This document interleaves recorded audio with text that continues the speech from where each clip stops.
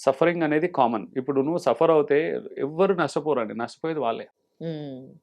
నేను అన్నం తినను. ఒకరి మీద కోపంతో నేను ఉపవాసం ఉంటానని అన్నం తిననంటే సఫర్ అయ్యేది ఎవరండి ఫస్ట్? వాళ్ళే. ఫస్ట్ మనమే. ఆ! లేదా దగ్గర వాళ్ళ అమ్మ, నాన్న, ఆ! ఆత్మీయులు ఎవరుంటే వాళ్ళు సఫర్ అవుతారు. వాళ్ళు హ్మ్. సఫర్ అయ్యేది కొంతమే ఉంటది. వాళ్ళు కూడా ఒక స్టేజ్ వచ్చాక వదిలేస్తారు. నీ హ్మ్. కర్మ, నీ ఇష్టం అని వదిలేస్తారు. వాళ్ళు కూడా మోయలేరు గదా! మన హ్మ్. పెయిన్ ఇప్పుడు దెబ్బ తాకింది. నా పెయిన్ నేనే భరించాల. హ్మ్. నాకెంత ప్రేమించే అమ్మ ఉన్నా, భార్య ఉన్నా ఎవరు ఎవరి బా హ్మ్. ఎవరి బాధ వాళ్ళు కంప్లీట్‌గా మోయలేరు. అవును. సానుభూతి, సింపతి, ఎంపతి చూయిస్తారు తప్ప మనమే మోయాల్సిందది. సో, హ్మ్. ఇక్కడేంటంటే సఫరింగ్ అనేది మనదే. ఇలాంటి సఫరింగ్‌కైనా రెస్పాన్సిబిలిటీ అనేది మనం తీసుకోవాలి. అప్పుడే రిలేషన్‌షిప్ స్ట్రాంగ్‌గా ఉంటుంది. రెండోది స్టడీస్ ఏం చెప్తున్నాయంటే రీసెంట్‌గా లైఫ్ పార్ట్నర్స్ పైన ఒకరి మీద ఒకరికి ఎక్స్‌పెక్టేషన్స్ ఎక్కువుంటాయండి బాగా.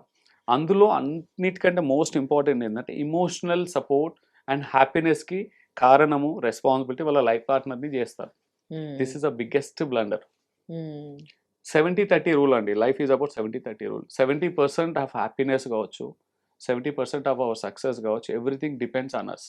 మనమే బాధ్యులం. హ్మ్. నా సంతోషానికి నేనే బాధ్యుడిని. హ్మ్. ఎమోషనల్ ఎంప్టీనెస్ ఏదైనా ఉంది, ఎమోషనల్ ఫుల్‌ఫిల్‌మెంట్ కావాలంటే నాది నేనే క్రియేట్ చేసుకోవాలి. నేను లైఫ్ పార్ట్నర్ మీదెళ్ళేసి నేను హ్యాపీగా ఉండడానికి మొత్తం 100% నువ్వే కారణం. నేను హ్యాపీగా లేకుంటే నిన్నే బ్లేమ్ చేస్తానంటే దట్స్ ఎ ఫూలిష్‌నెస్ అండి. హ్మ్. యాస్ ఎ రియాలిటీ హ్మ్. చెప్పాలంటే. హ్మ్. కానీ తెలియకుండా అందరం అలా కండిషనింగ్ అయిపోయాము. హ్మ్. ఒక బంధంలో దిగాక భార్య భర్త మీద 100% ఎమోషనల్‌గా డిపెండ్ అయి ఉండడం. భ హ్మ్. భర్త భార్య మీద ఎమోషనల్‌గా డిపెండ్ అయి ఉండడం.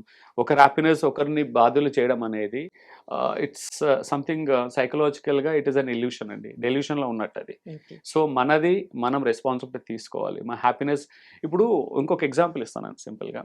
ఒక ఏకాంతంలో కూర్చొని ఇప్పుడు నా పీస్ ఆఫ్ మైండ్‌ని నేను స్టేబుల్‌గా, ఎమోషనల్‌గా స్టేబుల్‌గా, క్లియర్‌గా లేనంటే హ్మ్. ఏకాంతంలో హ్మ్. ఓకే.